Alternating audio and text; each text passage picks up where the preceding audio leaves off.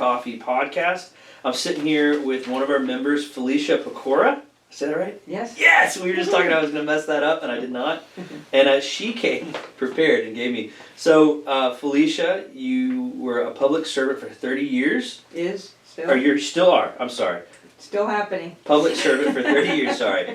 See, this is why we don't read things. I read it just like I was. So you're a public servant. You've been in the industry of public service for 30 years. You're in the military, you're police, fire, like police academy. Police. I was in the Army for 8 years. The reserves. Deployed a couple times, so combat vet. And I've been a police officer for 22 years and still going. Still going as a cop. Yeah, my hip's still working, the arm's still working. That's awesome. And you have a new startup, basically, right? Like a company. Well, it's been around since 2017, but it's had part of what I'll be talking to you about today, probably regarding crisis management, is when the unprecedented happens. Yeah. And how not to lose everything, how to be able to pick it back up. Yeah, you and my brother should just get down and hang out because he's always thinking about the crisis management. Good for him. Always thinking, hey, you should think of this. I didn't think of that. Yeah, you need to think of this. So which he is ex-army. See? And Army, everything goes wrong, and you just got to fix it and keep going. Yeah, so we're going to talk about it's the Doer Academy, doer-academy.com. We'll talk about that towards the end. Let's hear about you. Where are you from? Are you from Tampa? Are you from? No, I moved here for the job. Actually, I grew up in Fort Lauderdale. Okay. And so when I moved to Tampa, the water was on the wrong side. It took me a long time to figure out that was west and not east. Yeah. It made my first couple of years as a cop very interesting, especially in pursuits.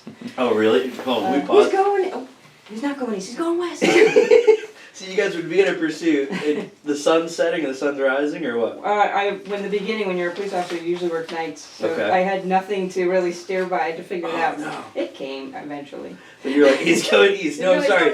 He's going west. The water's not to the east, the water's to the west. Right. Unless you're on the peninsula and the bay, and then it can go all sorts of ways. And then you got the river, and then you got the bay, and then I'm like, oh, what the heck?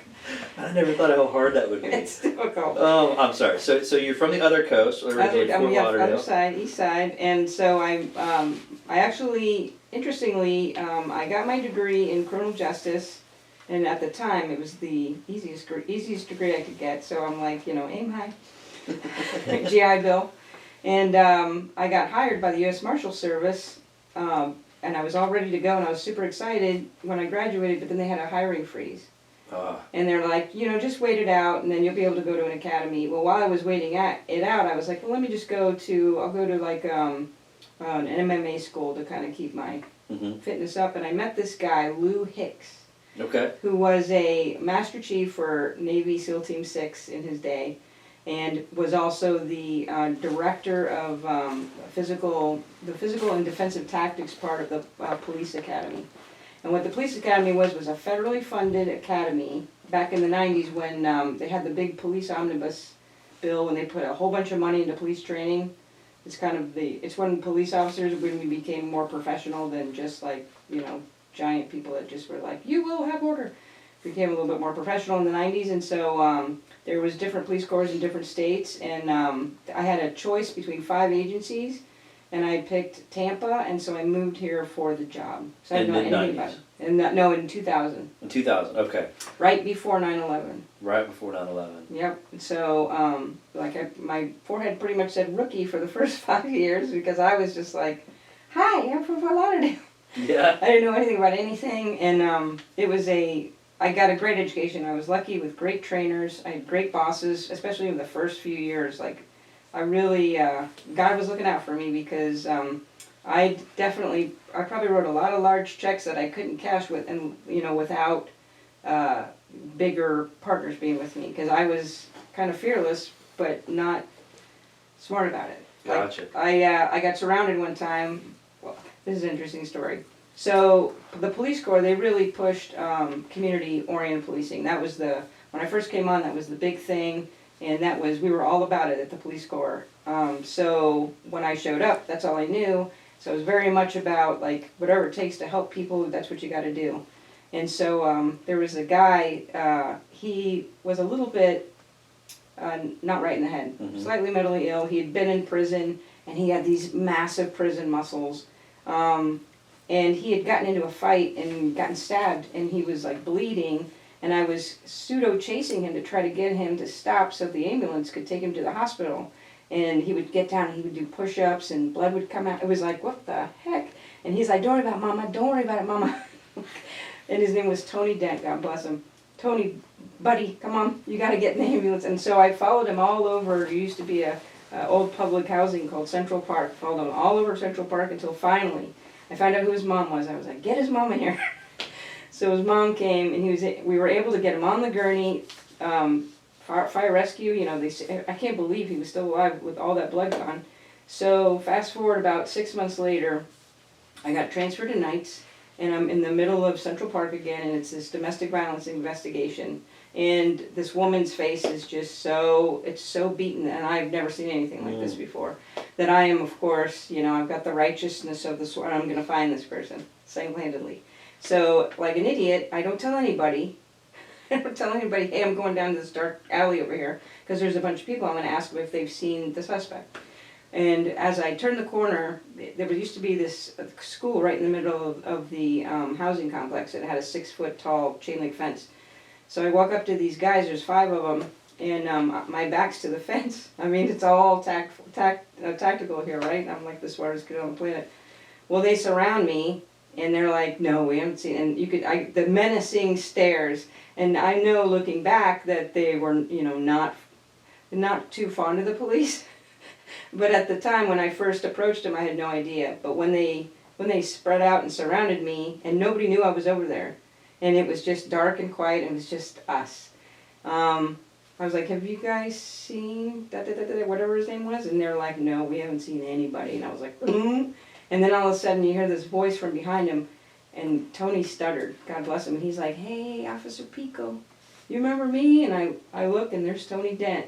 And it was like the parting of the sea. Because Tony, when I tell you I had prison muscles, this guy was the strongest guy on the planet. He's like, y'all need to step back. I was like, Tony, so good to see you, buddy. Hey, how's your mama? Yeah. So he was grateful because you saved his life, basically. And I was grateful because he probably saved mine. Yeah. Yeah. Isn't that funny how that works, huh? Yeah. The reciprocity, right? Totally. And that's really, I hope my career's been about, you know, you treat people with respect, and, you know, you see the humanity in them, and it all comes back. I have done so many stupid things in my life, in my career, that by the grace of God, I've been either able to rectify it, or make amends for, or fix it before it became a problem. It's so. I mean, we have a couple members here that went to college. We'll say that, right? And got rehabilitated and processed through how that worked, and they're just vibrant members of society now. Right. And you would never even know that they had that life in them. And it was somebody gave them a shot, and someone was kind to them, and somebody, you know what I mean? Like they got mentored, they got into some type of a church, or into, you know, and just really began to. Because so much of that stuff on the streets is just, a lot of it's fatherlessness, a lot of it's lack of guidance, it's lack of understanding, it's hitting a glass ceiling. It's hopelessness. You know, it's hopelessness. Yeah, you don't. What else can I do other than X, Y, or Z? That's exactly right. The funny thing is my family hated the police. When I grew up, my dad hated the police. My brothers have all been arrested. I'm the only one in my family never been arrested. Well, me and my stepsister. And it was I grew up in a very violent household, and so, like, you know, to imagine myself, especially when I was a kid, to become a police officer, it was never even a blip on the radar. So, like, by, you know, whatever, you know, the work of the universe, getting me to meet Lou Hicks, and him suggesting I try out, why don't you try police corps, why don't you try being a cop? I'm like, I don't want to be a cop. Why would I want to be a cop? It's like, all they do is do tickets. He's like, no, it's not just that. Huh? Who knew? And then when I first joined, I couldn't believe they paid me to do it, because it was amazing. It was so much fun.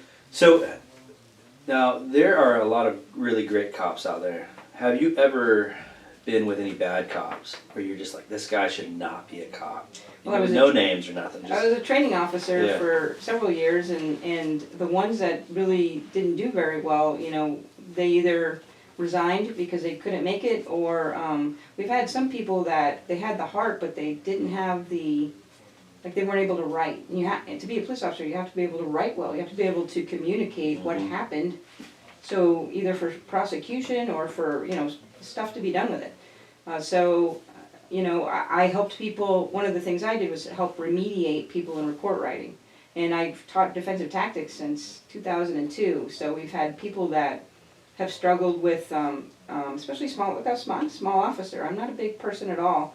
And one of the reasons I became a defensive tactics instructor was to show that it's not size. It's a, you know, although It's I technique, love right? technique, and I'm afraid of the ambush. You know, I'm not gonna just say put them up. But for me anyway, if you're going after a bad guy. So the ones who were bad, the ones that had bad character, they've been found out and either fired or jailed, or, you know, released before they hit the street, thank God, because it shows up in training. Our training is pretty intense. Yeah. So I can't mention the agency because I'm here as myself. Yeah. Yeah. Well, so with that, I mean, because so many people are, I know, for the longest time, it's kind of cooled down a little bit, but for the longest time, you know, there was a lot of political unrest towards police officers and just, you know, talking about police reform and all these different things. And how do you respond to that personally? Well, there's a saying we have is nobody hates a bad cop more than a good cop. And so when George Floyd happened, I was as incensed as anybody else. But I understood that, especially in the black community, that it's like if you had brothers or sisters or uncles or whatever that had been, you know, there's a family in your town that keeps doing something bad to your family, and then there's been a long time where things hadn't happened, and then out of nowhere they did something bad again. You know, it doesn't have anything to do with you. It was in your family. You know what I mean? You're not the one who was like, but you are incensed because why? Yeah. Why does this keep happening? And I absolutely understood that because, you know, as a police officer, unfortunately, one of the first lessons you learn, you show up with this idealism. I'm here to change. I'm going to change the world. Yay! And then you realize, you know, you want to help people and they lie to you, or you know, you want to help this poor woman whose face is beaten in. And when you arrest the guy who did it, she jumps on your back to try to stop you from arresting. And so there's some immediate lessons that you had no idea, because there's so many dimensions to why people stay in the cycle of violence, all that kind of stuff, which I'm certainly not qualified to like dig into, but I can tell you the lesson is, you know, I tried to do something good and you turned on me. And I imagine for citizens, when they're like, we have a great partnership in the area that I work with citizens. We really, even people that come over from other agencies that start working with us, they're like, wow, it's different. So that is really, we really make a point of trying to maintain that. But so when something happens with a person in a police uniform somewhere else, it's still like a smack in the face, because man, I've spent all, you know, I reformed my life, like you're saying. I did all these things. Why are you still doing this?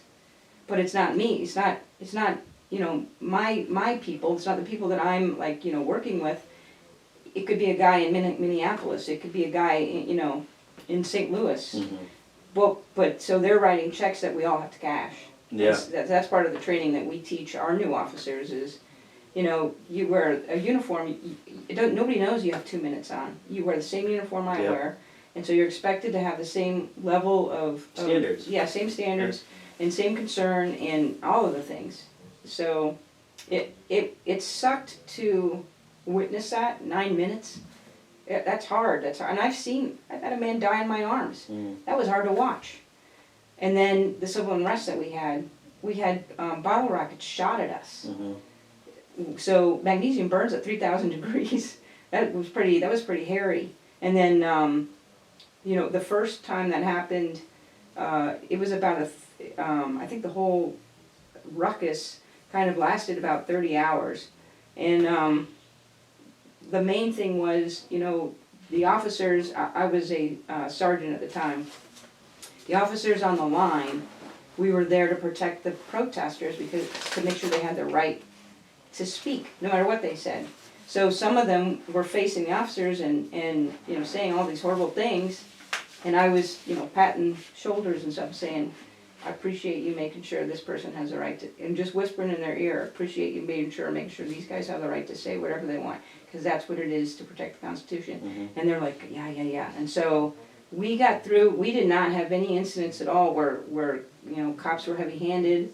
And matter of fact, This was like the stuff that was going on with Fowler and all that stuff, right? Is that what we're talking about? yeah, Yeah, I remember that was going on. yeah, that was, I don't live too far from there, so we were watching very closely what was going on. yeah, that was, and I think it was very unexpected because, well, I think it was, I shouldn't say it was unexpected, I think that it was just, it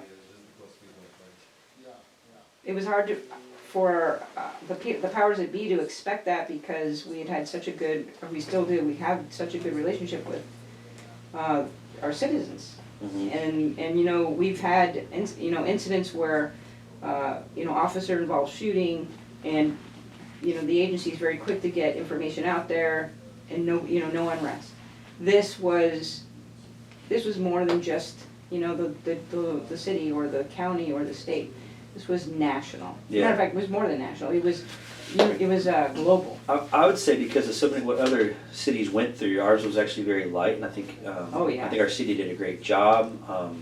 I think, I have a lot of friends. We've had a lot of great discussions about this. A lot of listening on my end. A lot of great times of listening with and just trying to understand the pain. And I've kind of processed through this principle of macro versus micro. I think we talked about this maybe a little bit, but like macro philosophy is this, like macroeconomics, right? The GDP, what's going on when a government does this or acts. Microeconomics is what's in your wallet, Right. right? So there's these different positions, and then it's the same thing with pain and everything else. There's macro worldviews and there's micro worldviews. You can have two people arguing against a subject, and one of them is prospectively watching from a micro perspective, and the other one's watching and arguing from a macro perspective, and they're arguing about the exact same thing, and they're actually both right. Right. It's a yes.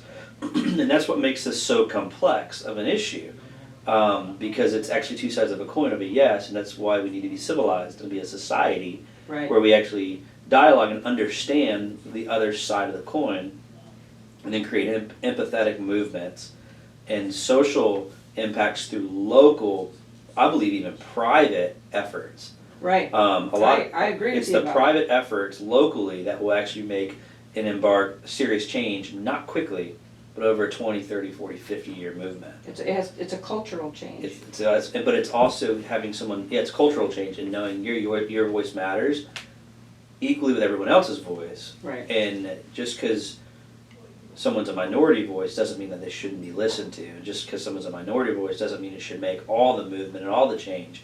And there's this delicate Right. dance, but the micro and macro of pain is very, this analogy of this. So I have a friend of mine, a previous business partner. They, 30-something years ago, had a horrible tragedy. Their daughter, who was 2 years old, went into a hospital for a routine procedure, ended up passing away. Oh. They put her to rest, buried her. A week later, had another baby. Horrible season, right? And so, let's say my wife had a very high risk pregnancy a couple years ago. Thank God, everything worked out. She survived. The baby survived. He's almost 2. But let's just say something happens, and my almost 2-year-old dies today, and I'm holding him lifeless in my arms. It just happened within seconds. Horrible tragedy. I'm just raw. I'm feeling this, and my friend comes up to me and goes, "Isn't it amazing that both of our children are in the arms of God right now?" And you go, I'm going to punch you in the throat, Yeah, right? that's not the moment. No, the reality, exactly, right? The reality is, what's the difference there? He has had 30 years of processing, of healing, and of Right. growth to realize the beautiful perspective. Even though the pain is still there, he's chosen to respond with his faith and says, yes, but I'm going to see this baby again. I'm going to see my daughter again. Right. Now, he can say that to me right now. You're going to see your son again. They're together right now. That's not the time. It's not the time. Right. I'm going to hit you right in the throat. You're I'm not gonna at that bridge. I am so raw and Right. so hurt and in such pain that I just need you to come and give me a hug Right. and let me cry. I just need you to shut up. And the best thing people can do is recognize where you are. Mm-hmm. And that is, to me, what the best police officers recognize where people are, and they meet them where they are. Yeah. And if they're where they're at is either a dangerous spot or, not in a safe place, not in a kind place, or not in if they're in a destructive place, helping people come meet me Yeah. a little bit, come here a little bit, Yeah. I'm not going down there. And that is really hard to do, especially, in a average 20-year career, the average person has about 6 to 8 major traumas in their life. The average police officers has about 6 to 8 traumas, or sees 6 to 8 traumas every month. Think of that. Think of that. Yeah. And so by year 10, think of all the things they've seen and all those layers that build up. And I can tell you in my generation and the ones even before me, man, you just, Generation X, you just, suck it up, buttercup, right? Keep driving on, keep moving on, which is not healthy. I've since learned. Not healthy, yeah. Not the right answer. Yeah. But, to be able to, I've been lucky, there's been some officers I've worked with who, they didn't want rank, they just wanted to be officers, and they were officers for 20, 25 years. And they were able to talk to people, and talk people, out of suicide, talk people out of, having a hostage, talk people out of all kinds of things. And then I've known other people, especially SROs, the school resource officers, they see kids in the schools, and then the kids remember them when they become adults, and then they get to see the kids that they were the SRO at their school. Those people as adults bring their children, and even if the kid ends up in a life of crime, there's this respect that the SRO gets that you don't even think about. It doesn't even occur to you how important the SRO is in the life of a kid that goes to public school. It's beyond just the school shooter. It has everything to do with if they don't have fathers, or if they don't have a good representation of what an adult woman is. These SROs are they're one of the first lines, along with the teachers. So none of them are none of them are appreciated, and they're huge modelers for kids, especially in the United States. They're huge. They play a big important role. Things that the complexity of our society, the complexity of our world, that people don't ever dialogue and talk about hardly is just, and it's very difficult too when you're kind of, everyone's in their own zone, everyone's in their own lane, and everyone has a filter of normalcy. Right? And a lot of stuff I talk about is normal is relative. Yeah, totally. Normal is completely relative to your exposure. My father, later in my life, when I was 19, ended up struggling with a major crack addiction. And so I've seen the depths and the darkness of that side of the world. So when I'm coming out, not coming from resources or anything like that, growing up a pretty modest life, blue collar life, as a kid over Clearwater, to now, building some of these houses in the urban core and things like that, I'm very comfortable walking around the streets of our sites, where some people are really literally scared. Right. And, and knowing, I know how to respect the streets, I know how to bring honor to these people, and at the same time, I give them a warning, and then, you just broke up into my building. Of course the cop's going to arrest you, because we have cameras. I pre-warned you, we're putting cameras up, please leave. Those type of things. You do those squatters, and it's one of those things, but I have a heck of a lot more empathy with a guy who's on the street corner struggling or high. Right. Because I understand, there's pain that goes into that. It's not justifiable. We can kind of get into that too, because we've worked on some of the same blocks, me as a real estate investor, and I think we picked up on that. You did some undercover work early on, probably on the street that I live on now, I think is what we were talking about, weren't we? Was that it? I've been undercover. There's a motel off just north of Sly, off Nebraska. Yeah. Yeah. All the motels. Yeah, so it starts with an H. I don't know if I want to say it on here. Yeah, so I live right there on that street, and I built 2 houses next to that hotel. That's right. We were talking about that. And it was awful. I mean, oh my gosh, defecating on the side of the house every other day, the porta-john.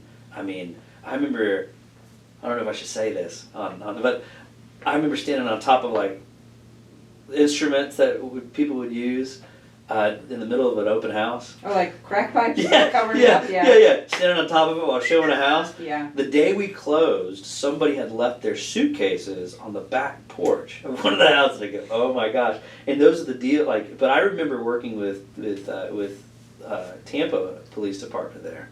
And just really being a citizen and actually working on cleaning up the area. Right. And having the roads patched. Well, I tell you what, that is the difference with that city and other cities.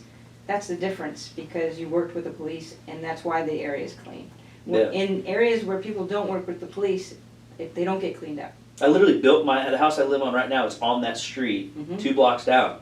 I was like, You're part of that urban, Yeah. transformation, yeah. yeah, but with a heart though too, because it's like we're also trying to educate the poor that are getting moved out, because Right. that's one of the hardest parts, is watching people not realize what's happening. Yeah. And then it's just the economics of it all, but then the social aspect of it all. So let's talk about your time undercover though, because I've been on that corner before. I helped direct. I was You wouldn't directly. recognize me. I was directly a part of that corner. And I might have been approached by an undercover cop, I don't know, but I for sure passed the test, I'll tell you that. But there was several approaches on that corner while we were building these houses, and I've done this on multiple corners. I told you the other corner, right there in Hillsborough too, right? Mm-hmm. Yeah, Hillsborough and 15th. What, you saying hi to the ladies? No, I built houses there. Oh, building houses, my bad. Yeah, no, I don't see that, no. There was a non-lady dressed like a lady, Mhm. and that was heartbreaking, because he was actually a pretty nice person. Yeah. Just, That sick. is hard. I remember these two 15-year-old twin boys that they wanted to go out because they liked the money.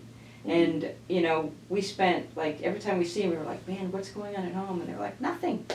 I'm like, no offense, but you're 15, it's 4 o'clock in the morning, and you're trying to prostitute yourself. Something has to be happening. How can we help you? And they just never, either they never trusted us, or they're, it's just strange the choices people make. But that is where policing has to start from, something's not right, how can we help? Yeah. Before it gets to, you're breaking the law, get in the back, you know what I mean? Yeah. There's a whole gamut, and most cops run that whole gamut. And that's why it's such an emotional toll on us, because if we were just robots, and we just beat everybody up, and I am the law, the suicide rate wouldn't be what it is. You'd be in another country as Right. a cop. That's what happens in other countries. Yeah, the suicide rate for police officers in countries where like you have to have your papers on you and stuff like Mhm. that is nothing like it is here. Mm-hmm. Because here there's when you become a police officer, for most, right, there's a bell curve. There's always bad cops, but there's always stellar cops too. And there's the rest of us who are just, I'm mediocre, just showed up to try to help. I don't make all the greatest decisions, but I try. That's most of us. And I think most citizens recognize that. Yeah. And if you're honest with citizens, "Ooh, I screwed up. I didn't mean to, I was wrong about the law. Oops, let me unarrest you. My bad. I've never had a problem with anybody. You match, you were the same, we were looking for a guy with this shirt, this pair of pants, and walking around with headphones on. I thought it was you, my bad. Test you off. Thanks for not resisting. Yeah. Or if you did resist, if you wouldn't have resisted, I'll tell you what, I'm not going to charge you with resisting. How about that? Yeah, right. And that's where so much of the delicate dance comes It's from, a right? dance, yeah. Because society doesn't understand. No, they want... And cops don't understand too. Like Right. it's double, because you get filtered. You get this normal filtration system on both sex, where it becomes separate sex almost Right. of people, and that's why we have to figure out what's a healthy metric. Well, you have to A remember measurement. the why. You have to remember your why. Yeah. I've had people call the police, grown men call the police, and say that their grown, brother won't give them the remote. So I as a supervisor, I was like, why would we go to that? Yeah. So I'm like, I'll tell you what, I'm going to go to that. And I told the guy, I'm like, let me just make sure I understand what you called us for. You wanted an armed agent of the government to come get the remote from your brother? Is that why I'm here? And he was, of course, he'd been drinking, the brother had been drinking. I understand it was to prevent a fight, but at some point you have to take responsibility. You have to be responsible for yourself. And not everything, the police cannot solve every single problem out there. And that, I think, going back to something else that you had said, the most American thing you can do is disagree with somebody peacefully.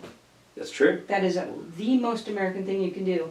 And to get into conversations with people where you don't agree, and you may say something that, it seems like now everybody's offended by every single thing. I don't understand that, because we're losing the best part of our country is the dialogue. Critical thought. The critical thinking and new information, and we're losing that. And we're becoming, it's like this, society now, it seems like, or I should say, the information out there makes it appear as if society wants robots, and they don't want discretion. They don't want somebody to be, consider all the things, maybe he doesn't go to jail today. Everybody wants a report. I don't care if I have to go to jail too. All of these, it's just like I'm taking my ball and going home. And Sometimes the system's broken too, right? Totally. Sometimes, like we actually just were victims of the system last week on a statutory issue that we didn't do anything wrong at all, nothing at all, yet somehow we're liable of something and basically got legal extortion because we had resources. So it was civil matter? It was a civil matter, yeah, that you just go, I didn't even know this occurred, what are you talking about? And it was, I called a buddy of mine who's an amazing local judge here, and he goes, man, I'm really sorry. The law's set up for people and you got caught in the crosshair of that. You're right, you shouldn't, but this is the law. There's statutory liability and there's all these threats. Right. And you go, man, that is very infuriating when you've done nothing wrong, yet you get blamed for something that you never did. And so that you can relate to that principle of somebody. Oh, totally. Well, getting back to like the PTSD aspect of even, that micro versus macro pain point, right? And you have an officer who was just attacked by somebody. There's a level of movement there. Then somebody else who was trained their entire life to hate this person at the same time. And now there's this major escalation of normal thinking in themselves without the healthy measurement tools. They go, is this a healthy way to process? Right. Should this guy be on the streets right now? On both sides, right? Right. And that's the delicate dance that is the complexity of our nature. And that's what's missing is the You can't control understanding it. the why. You can't control it. There's no controls Well, in complexity. You can only create the lines right. and try to organize the chaos as best as possible. As soon as you try to control it, it's like water. It goes in so many different directions as soon as I grab a hold of it. And I think a lot of it has to do with the idea of, we say, in the police world, we teach people to say, stop resisting. That's the first command, stop resisting. And yet as police officers, especially the longer you're in it, if you start to deviate from why you're there, you get more and more, it's just easy to get more and more into control, and efficiency, because I'm in government, and the most efficient way for me to do this, blah, blah, blah. And so that, as a supervisor, I've seen that be, and as a trainer, that's been a huge problem. And one of the things I tell a lot of officers is efficiency is the enemy of equality. That's a good one. As fast as you want to make things go, it doesn't mean it's the fairest thing for you to do or the most just thing. The hardest thing is sometimes the right thing to do. Absolutely. Sometimes it takes a lot longer. It's a heck of a lot more inconvenient. Yes. And I think what's going on right now is this control and lack thereof of shallow thought because of technology. I'm recently working on, so my phone only has permission to notify me twice a day. That's awesome. Did you know you could do that on your iPhone? No. So if you have an iPhone? No. Or an Android or whatever you have? I could literally have created a rule on my phone that sends me bulk notifications at 11 a.m. and 4 p.m. Oh my God. That's it. And then I can put my phone on Do Not Disturb, and only the VIPs on my list actually have access to call me. Wow. And so there's these controls that you can do Right. to help to handle the complexity of your life. Well, and that, again, it involves you not resisting. You're going to get stuff, but you haven't resisted it. You've just found a way that to balance it. Yeah, to filter it. And when I'm even creating this technique called the waiting room, right? I'm kind of telling my team, hey, our minds are like an emergency room. Every thought that comes into our mind when they're in the middle of something, trying to get into deep work and get into all this process, doesn't have the right to just come in and interrupt your mind and your thought. Put it on a list, put it on the waiting room, and then when you're done with that 60-minute to 90-minute block, take 5 minutes and review your waiting rooms to see what's an immediate crisis and what can wait, and what's not a crisis at all. That's a great way to put it. Thanks. Yeah. You're gonna write a book on that? I probably will. But I'm constantly engaging my own mind and learning how do I become a better leader? How to become a better fighter? How can I perceive someone else's processing so that I can then dictate a response rather than a reaction? And I think so much of this, probably what we're talking about, is especially kind of segueing even to like what you do with training crisis. I have a unique mind when I'm actually. Maybe I don't know if this is so unique, but I get hyper focused when there's a crisis, and I have this ability. Maybe it's trained, maybe it's natural, maybe it's nurtured. I don't know, but I can almost do a light switch, and I I'm extremely calm when there's a crisis. Extremely calm. You had chaos growing up? No. None at all? None. None. Well, fight or flight reactions, because I'm the same way, but I grew up in total chaos. Yeah. So the tools I showed up with was how to take chaos and stabilize it. Is that fight or flight? That's what's going on? Well, fight or flight, there's, things seem slower. I'm very familiar with fight or flight. We're struggling with that with our family through the crisis of my wife's pregnancy with our young kids. I'm seeing it in my children naturally. One of my sons is a runner, while the other one is a fighter. And I'm naturally a fighter, I think. And so that's a fight or flight mechanism that's hitting. Well, if you're in a crisis, in an actual crisis, there is a fight or flight response, but it's not always, it's not always like, sweating and shaking and all that, officers who have been in shootings have reported auditory exclusion. You can't hear anything, but you can see everything, and it's like, it's in slow motion, so you see every single thing, and you're able to have all these thoughts about, well, if I do this, if I do that, if I do that, and it's all within a nanosecond. And I can give you an example. So I got in a really bad car accident 4 years ago. We were actually crossing over on Florida, crossing over the bridge coming up, and a horrible area, right? Yeah, bad visibility. Bad visibility. This guy cut in front of me, and I immediately avoided, because of this natural ability of like hyper focus. If I ever seem like some people say I look really unapproachable half the time because I have this intense focus, and people are like, I don't want to talk to him. And I'm just like, no, I'm always in this constant thought of critical movement in my mind and hyper focus on my surroundings. It's just always been a natural thing in me. And so this guy cut in front of me, and I knew within seconds, I was like, he's going to stop. If I had a head-on collision, we'll have this much probability all the of death. options. And then I swerve around, and I said, I think I can, and sure enough, I didn't do it, but I took out a fire hydrant and smashed right into a telephone pole going 40 miles an hour. Oof. Right? But I was able to pivot and put the right tire into the thing. So all that was processing, right? This just happened, super relaxed. Right. Didn't even feel the airbag, like it was just super relaxed. I didn't tense up, and it was all within the nanosecond, and that's just how I've always been able to have that type of thinking ever since I was a kid. And were any of your parents like that? No, I don't think so. It's weird. That's why I've always but my wife says it's scary sometimes, like how calm, like the kid will be, like one of our kids will be choking, and I'll say, oh, it's okay, just and everyone's freaking out, and I'll just have this calmness. And that's a gift. It is, I think. It allows me to do a lot of the stuff that I do, high risk stuff that I do, because I stay the higher risk, the more calm I get, type thing. Well, you might be a risk junkie. I might be. Like me. That's it, right? But the whole point that I was making is sometimes it's to like a detriment. Like, and I'm trying to, and this is a ramble, but like even like when I was on the phone call, right? When I called 911, I had my front tire ripped off, the fire moved the pole 6 inches. I mean, it was a bad wreck.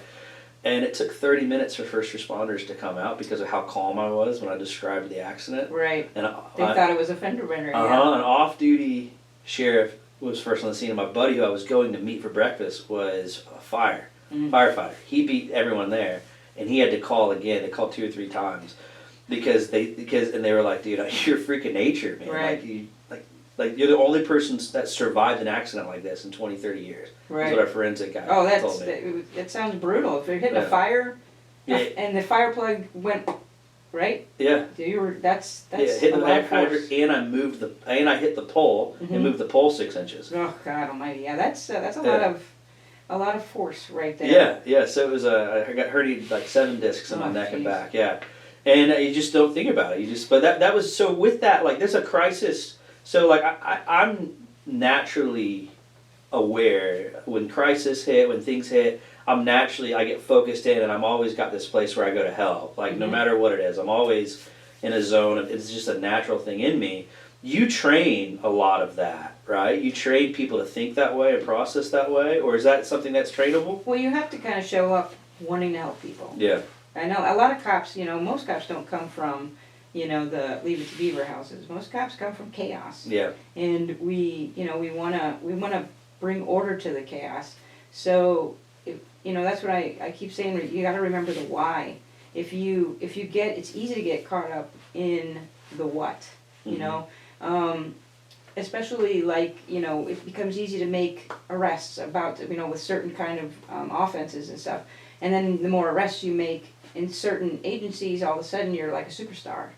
And so that becomes, but if you forget, wait a minute, I'm here to help people, not put everybody in jail, then you realize, oh, I deviated. When I first became a cop in the early 2000s, violence was pretty high. It wasn't as high as it was in the 90s. It was going down because of what I was telling you, training, more professional police, technology. But it was rough. And in the area that I was, learning, it was, there was open air drug markets, there was open air prostitution, because we didn't have really the internet back then. So everything was out in the street. And so it's hard, as I look back, it's mind-boggling, but I made, personally, about 300 arrests a year. Wow. There's some agencies that don't make 300 arrests a year. You personally made 300? When I was undercover, because Let's talk about your undercover work. Yeah. Can you? Are you allowed to talk about it? To a point, because I don't want to give away certain, tactical ways of identifying criminal behavior, but I can tell you about some of the really stupid things I've done. Yes, we could do that too. Just, for maybe like 4 or 5 minutes, let's talk about some of the craziest undercover work you've done. Well, so I got, my first case took me about half an hour to make because I did not know what to say. Because, I'm gay, and so going to be a prostitution decoy, it's men coming up, and I was like, nice car, how's your family? I had 30 minutes later, this guy was finding how much for a poop? And I was like, thank God you asked me that, that's the crime. So the crime of prostitution is making an agreement to have some kind of sexual act in exchange for something of value, that's it. So all I had to do is just the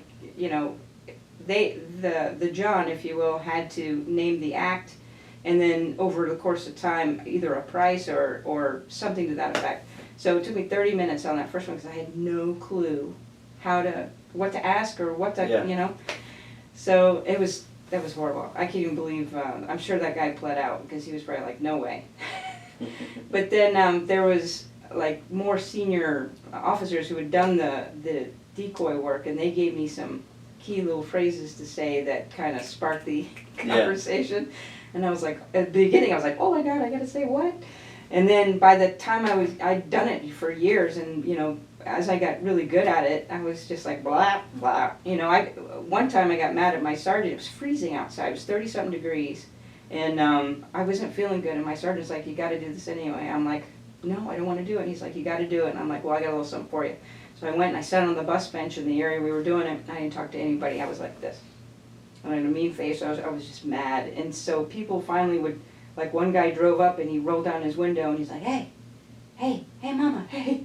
And I was like, because I didn't want to make a case. I was mad at my sergeant, and he goes, are you dating? And I nope, I'm not looking at him. And then he finally yells out, how much for a blah, blah, blah. I'm like, God damn it, why? Everybody comes, makes the arrest, and I'm like, I did not want to give him an arrest. But, sir, stop yelling that.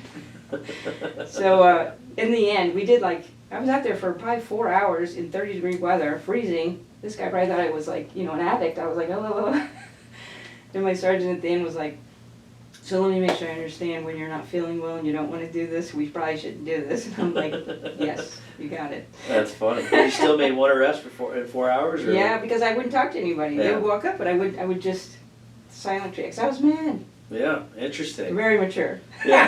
How old were you when you were doing that? I don't know, it was probably 32 or something. Yeah. Yeah. What was the most dangerous thing that ever happened when you were undercover, if you're allowed to talk about it? Well, I did get abducted. Okay.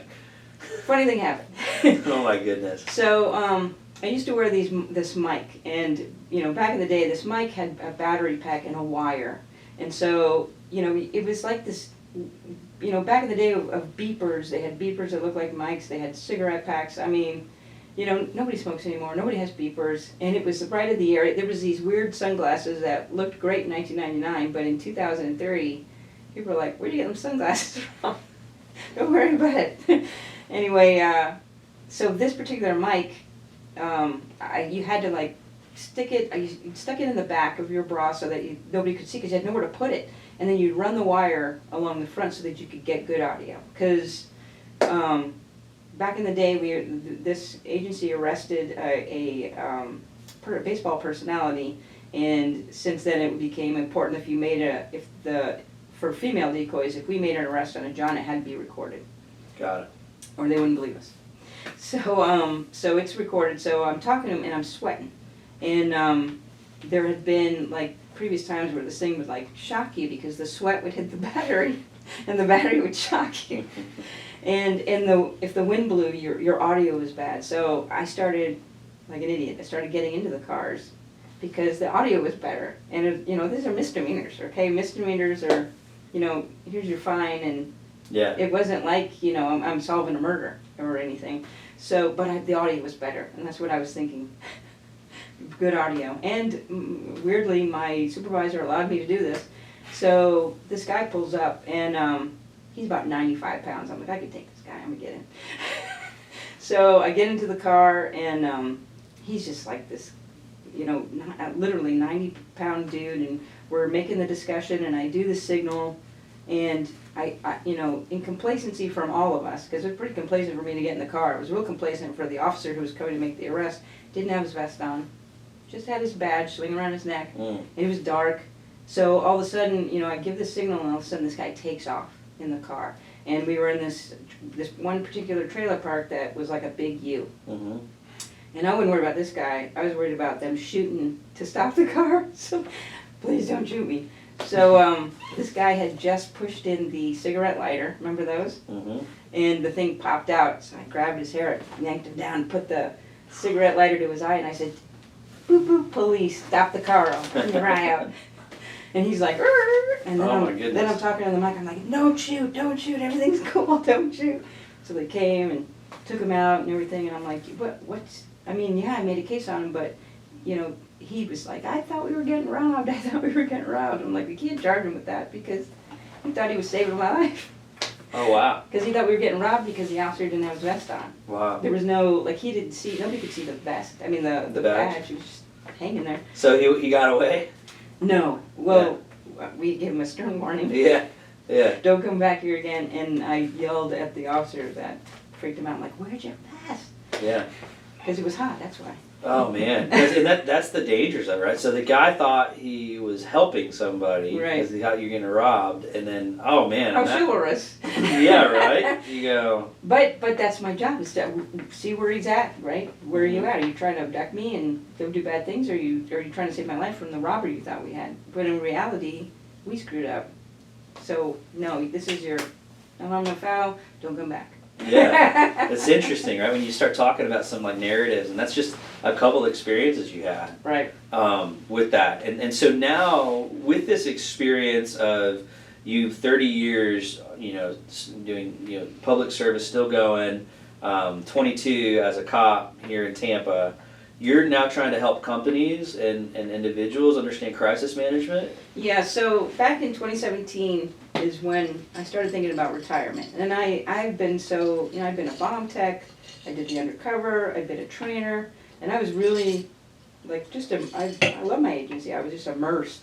And I knew that I could not just retire and leave without difficulty. Like, I knew it was going to affect my heart. Yeah. So I was like, I have to start now, to start the transition now. So Veterans Florida, which is an amazing organization, had this like grant for veterans, and you could take this entrepreneurship class.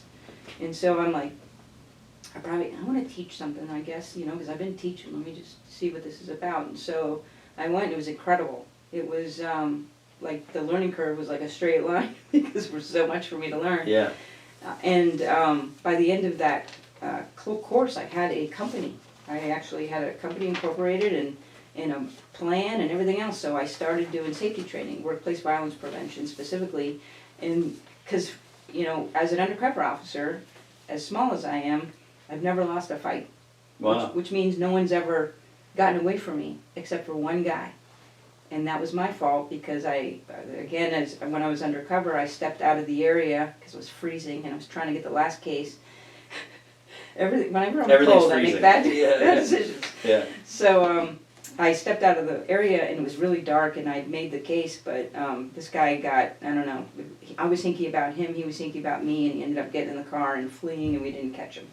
Turns out he had just carjacked the car, and that's what I was like, something ain't right about this guy. The behavior cues, he wanted me to get in the back seat. I was like, something ain't right.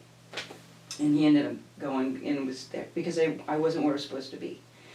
So when I was developing the company and trying to come up with the minimum viable product, I realized there's so much information that I have over the course of these years that regular people should have. Like, I understand behavior cues. I know when an act of violence is about to happen because of my experience with violence. So why can't I just tell you what to look for? Wouldn't that make you safer? Yeah. So what companies are your demographic that you try to go help? Well, when I first started, I had contracts with 2 county departments, and so it was over 500 students. And then a school, I did a safety training for the school, their entire, God bless the principal, because she had every teacher, every administrator, even the maintenance crew there. Because it really has to be organizational. And they're like the poster children because they created their culture of safety. They started doing things like when they did fire drills, because my big thing is it's really teaching decision making. And so they started incorporating that by when they had a fire drill, one of the administrators would stand, in the way of where the teacher would take the kids and say, "The fire's here, now what do you do?" So within the drills, they were making them, make decisions. And so, like, it's pretty amazing. I have a testimonial on my website from that school. And then from one of the county departments I did, there was a lady who, this is like, this is the only thing I ever do in my life, I feel like I'm fulfilled. This lady was a clerk for the county, but also a clerk at the Greyhound station. And I was talking about, let me give you permission when your gut tells you something's wrong. Yeah. Because you have, 20, 30, 40 years of experience with humanity. So don't discount it. Mm-hmm. And so it was talking about different, behavior cues, what indicates maybe an imminent attack, all those kind of things. So she was working at the Greyhound station one night, and this man came in with a bag, which is pretty normal for a bus station, but something wasn't right.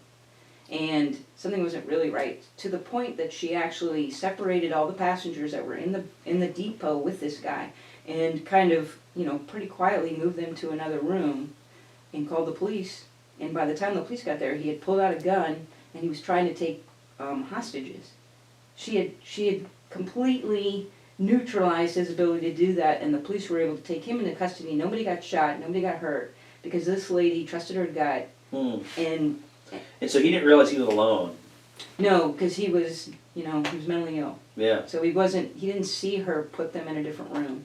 Like, by the time he was ready, he was like talking to himself and all this other kind of stuff. By the time he was ready, there wasn't anybody to take. That's brilliant. That is brilliant. I was amazed. So any company can hire you? Yes, to a degree. The thing is that it really has to be an organizational thing. And I'm gotten into crisis management because it seems like my whole mindset is you have to have a holistic approach to safety. You can do things to harden the target, right, and then walk away from it. It doesn't mean you can't control one of the most common types of violence that happens in the workplace is domestic violence. Now, you may hire the greatest employee of all time, but you cannot control who they love. Mm-hmm. And so you cannot control, you can have all the locks on all the doors.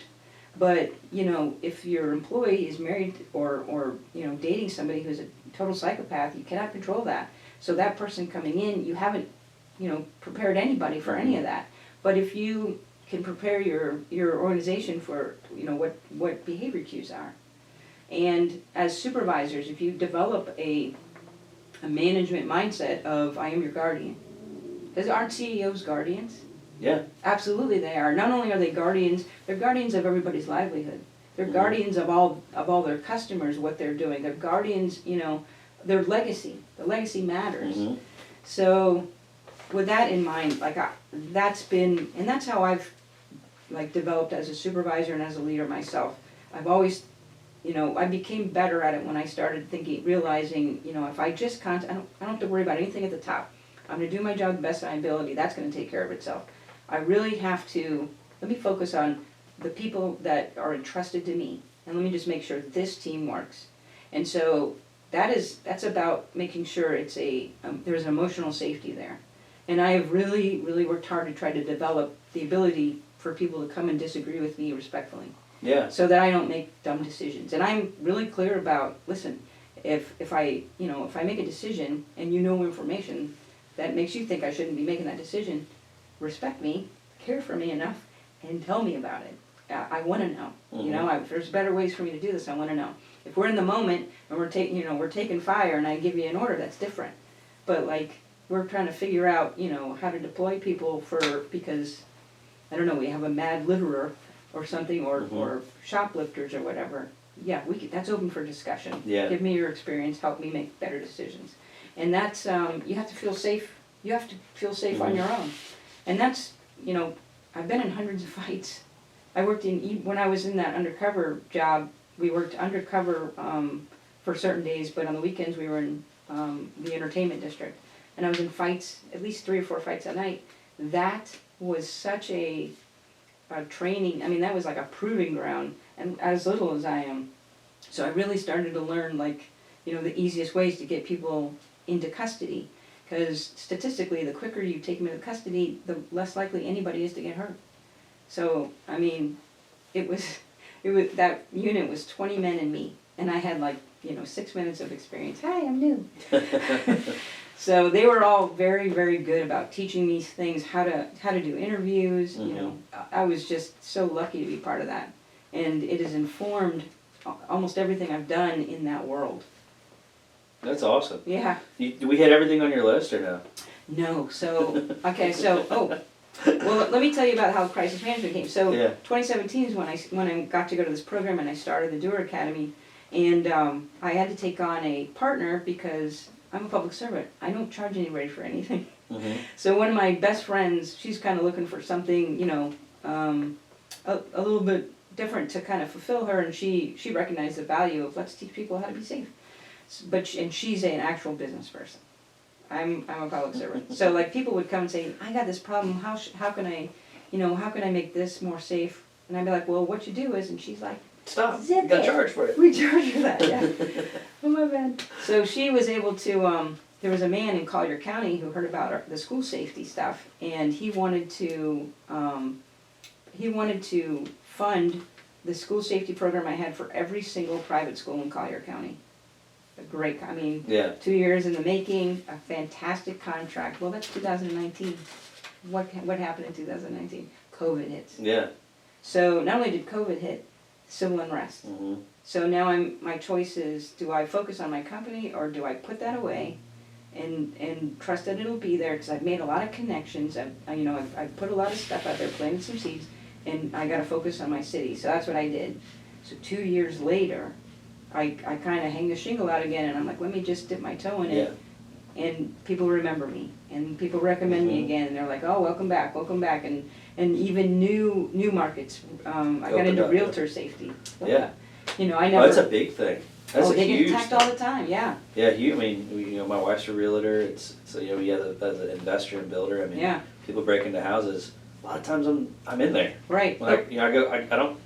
Unfortunately, I probably should wait, but I usually don't wait. No. I go in. Right. Well, there's simple things like you can call 911 and not say a word and just leave it open. Mm-hmm. And if it's on your cell phone, we'll find you. Yeah. So that a lot of the realtors I talked to had no idea. They get that hinky feeling, and that's why if you get the hinky feeling, don't go in. Yeah. Yeah. Well, a lot of it is I don't want to call the cops yet. Let's just go in. But the cameras have really helped us out because now we can actually see via these cellular cameras. Right. It's helped. I'm not on the ground as much anymore. I only went in one time this last go around the last year. It was empty. The broker hired me to train 20 realtors for her. Wow. It was I don't know, I guess it's a gift they do. Mm-hmm. I'm not a business. We could connect you with a bunch of those actually here in Tampa. Yeah, it was more and more of those. The people I talked to, they really liked it. And I did another safety class where this lady ended up, I always recommend MMA because it's you don't have to be big, you don't have to be strong. It's using, your brain and then what's coming at you. And this lady ended up taking MMA classes. I was like, that's awesome. Right on. That's awesome. So the crisis management is, for the way I teach it, is crisis management for startups. And that's the last thing anybody thinks when they're doing a startup, right? Like, I need my financial plan, I need my operations plan. But what happens if something unprecedented happens? And I'll tell you, I got a chance to meet, this guy's name is Michael Griffin, and he's the CEO of Combat Flip Flops. Amazing story. He was an Army Ranger, Iraq, Afghanistan vet, and he developed a company when he got out where he had the factories in these places, like in Afghanistan, where he was able to let women come into the factories, and the money that part of the money he was making was going back towards education. That was the mission. And what happened in 2021? We pulled out of Afghanistan, all of it. So now no Americans can go into Afghanistan. So it effectively shut down his entire supply line. This guy, talk about a model of crisis management. He had to redevelop a supply line down in South America, but he had enough connections to support him, and he had really good thinking on his feet and really good people that were working with him, where he was able to pivot. And Combat Flip Flops is doing great. This guy, if you ever have a chance to look at that website and read about their story, they're yeah, I'd love to. That's awesome. He talked about, that's where I heard about him when he had a speaking. I was an MC for this thing, and he's speaking, and I was like, oh my God, it's amazing. I've got about 11 minutes. 11. This has been a phenomenal podcast. I mean, I love your energy. I love your experience and just how genuine your heart is, and just wanting to help. And I mean, just thank you for your service to our community and our country. And I'm honored to have you a part of Crest too. I'm really glad to be here. This is the energy here is so, it's peaceful. That's awesome. But it's also stimulating. Yeah? Yeah. So why did you join Crest? This podcast room. Really? Yeah. Number one reason. Yep. It's a dope podcast studio. I'm gonna join. Yeah, I saw that you had all this stuff. I don't know all this, but you had it already set up and everything. And so the next venture is a podcast I'm developing. Like I was telling you, I'm lucky to know some people that have amazing stories, and I feel like their stories have inspired me and helped me to toe the line. Mm-hmm. That I want to share those stories. So it's really more than, or not like a podcast like you have here. You know what? It's just a series. I just want to put that series out there and let other people learn from that, because it's all about disruption. I told you I grew up pretty violent area in a violent household, and if it hadn't been for the Army, I probably would have been in prison, because idle hands are the devil's playthings. I have a lot of energy and nothing constructive to do with them. Yeah. Until I joined the Army, and then the Army gave me purpose. So these people came into my life and disrupted me off this path, this self-destructive path that I was on, and put me on this path to becoming, of all things, a police officer that I never thought I'd be. And it turned out it's probably the only thing I ever could have really done well. Wow, that's awesome. Yeah. What have you gotten out of Crest that you weren't expecting to get out of Crest? Coffee's great. Okay, good coffee. That wasn't expecting good coffee. Master roaster, yeah. And meeting you guys, like the people, that's what it's all about. You meet people and you get edified. You get new information, and you get a chance to hear different things, and all of that. It all, like, the connection is key. The connection is what's going to save this country. It's what's going to save this world. People getting back to being connected again, and whether I agree with somebody or don't agree with somebody or whatever it is, the fact that we can have conversation. I've already had a few conversations with people. That one guy, he's got a startup, and another guy has it's more than a startup, and he's like opening up a new. I think he's opened up a new, like, trying to grow the business. So there's two different places, but I'm getting all, and it informs me too as a public servant, because I'm really, that brain is much bigger than the entrepreneurial brain. I just want to help people be safe, and I need help charging people for it. So you're being exposed to, like, a different style of leadership and different portion of society as entrepreneurs, and the levels that that a corporation takes. Or an enterprise, because there's probably some nonprofit people here too. Yeah. So whatever the organization is, some are in the startup phase, some are in growth. Some people are like kicking it, and they just need a high space. level, Yeah. Yeah, we have everyone Right. from, like, literally high, like super, super high level, Right. all the way down to, man, I just need to, if I could just pay my bills, this would be really good. I started my company 6 months ago, and I don't know if I'm going to start, that's and everything in between. Right. And so that's what you're getting out of that you weren't expecting. So you were like, hey, this is a really cool podcast studio. I'd rather not go spend all this money in my house. They've already done it here, and it's fairly affordable. Right. I'm going to do this. It's set up pretty nice. Yeah. Yeah. And then, but what you got out of it was some like authentic relationships and community. Just like, oh, I didn't realize this was here, and really, really good coffee. Really? Yeah, really, really good. We love our coffee. The coffee is the glue that keeps us going. You have to have something that glues you together. And I thought the healthiest vice that we could find was coffee. Oh, wow. Yep. Yeah. When you think of it, all these other spaces are held together through alcohol or restaurants. Oh, these different spaces. things. Speaking of spaces, your event space, too. Yeah. I plan on using your event space. That's going to be part of my growth. That's awesome. Using the event space for not only courses, but again, I'm lucky to know people with amazing stories, and I want to do a summit and bring these people together for people to hear their stories and how they were in. You can be in a hole. All you need is one other person to That's it. help you out of the hole. That is it. You can't do it alone. And then you, when you're in that position, reach down and help other people out of the hole. That's it. Well, I mean, the space, like I've even said this in our videos, like an intro video that I did, and it's really ancillary. Everyone's what I love about this is everyone is finding ways to use this space that I would have never imagined in a million years. So, wow, that was a great idea. I'm really glad you thought of that. Let's expound on how they use that. That's cool. Wow, let's what else can we do to give people tools to be successful? And your the lunch idea of getting people together. That's a great, the networking too. Yeah. Yeah. Just natural, and the goal is just a serendipity. Thank you for your service, because connecting people is pretty important in this day and age. Yeah, these interviews and things, they really encourage me, because it's like this is my market-facing activity. Because this is our first time really, we met each other one time by the printer. Yeah. I said, hey, I'm Jeremy. I don't think we've met. Right. And you go, I'm Felicia. Who are you? Or something. It's like, that's awesome. I own the place. right. Thanks for the printer. Yeah, right?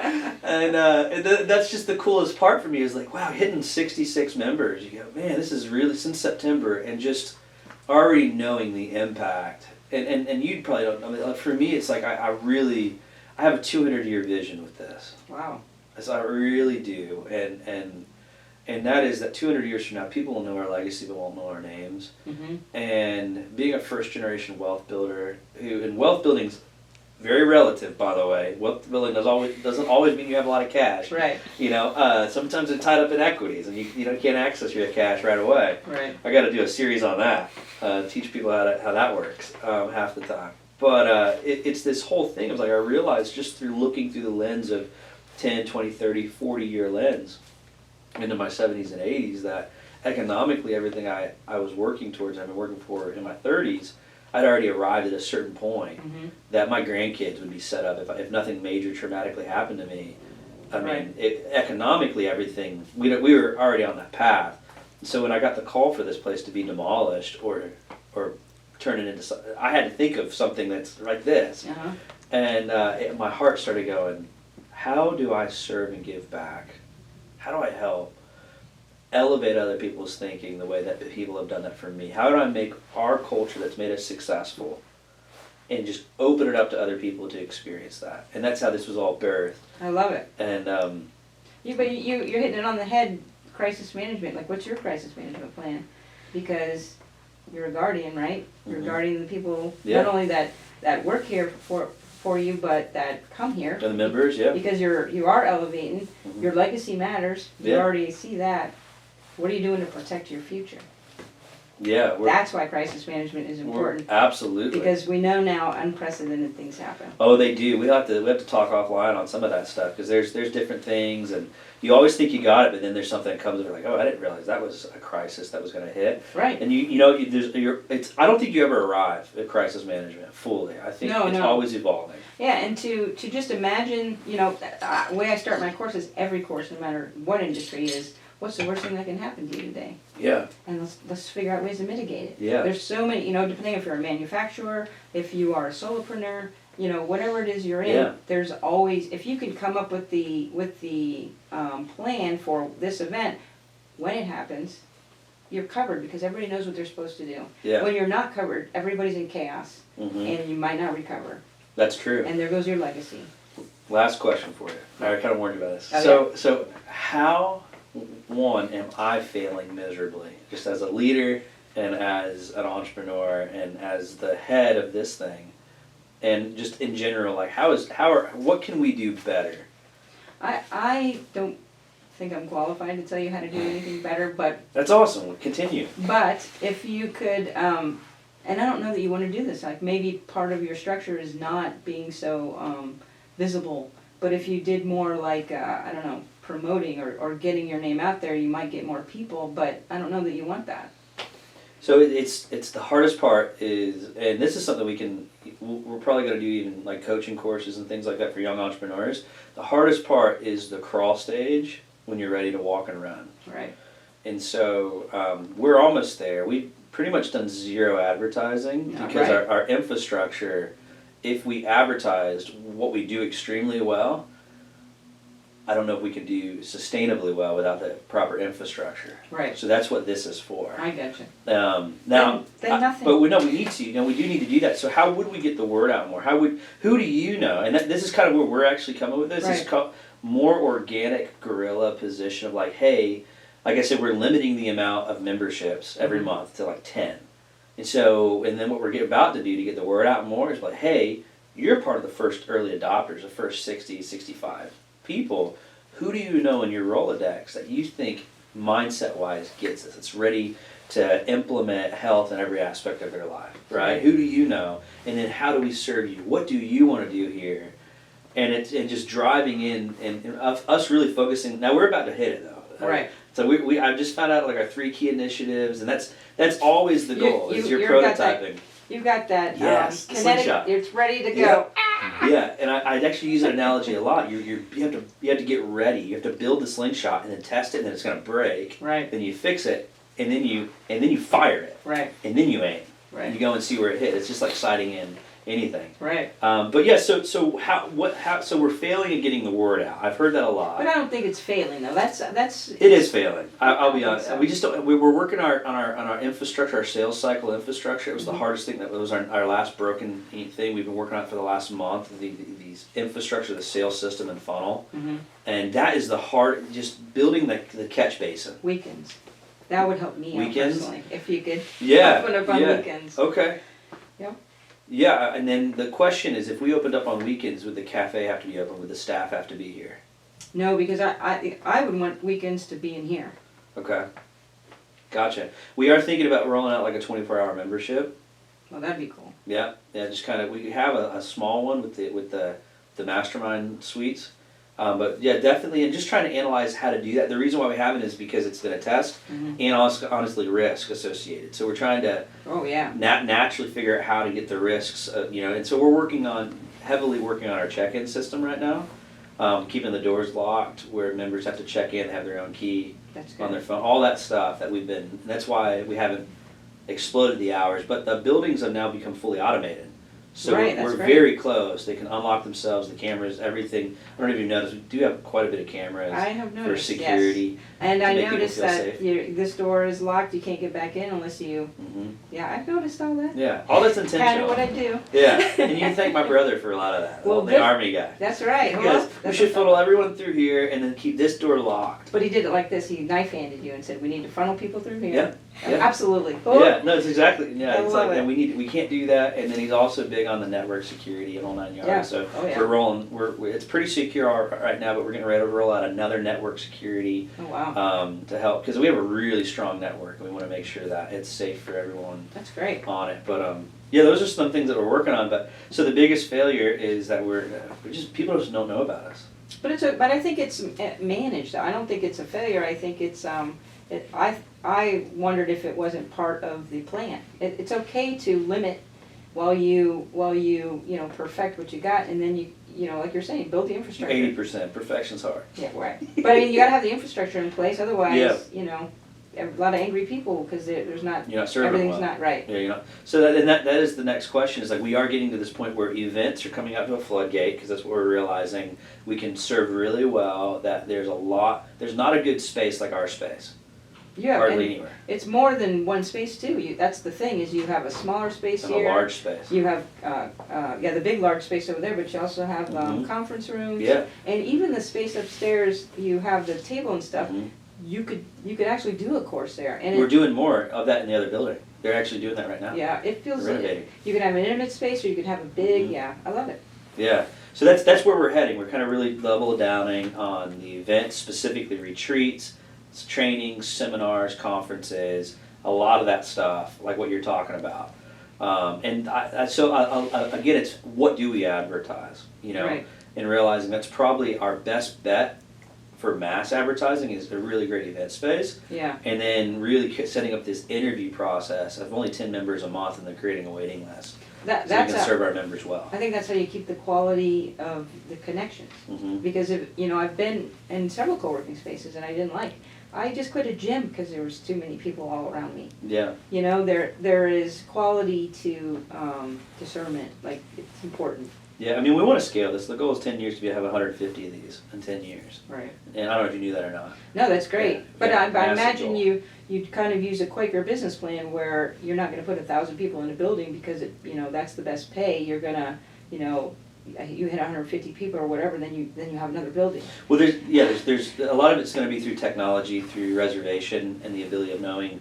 And this space is used really like a third space. It's the whole desire of it. And so some people use it all the time, and some people only use it every quarter. Mhm. Some people, so it's like a gym. Right. And so that's why we're trying to create more online opportunities as well. But technically, the facilities could host up to 2,000 members, That's great. which is really cool. But because how people are using it, and so that's right now without opening up the other building, we're about 565. I think that we counted off our parking and our seats that we wow. could actually have as members.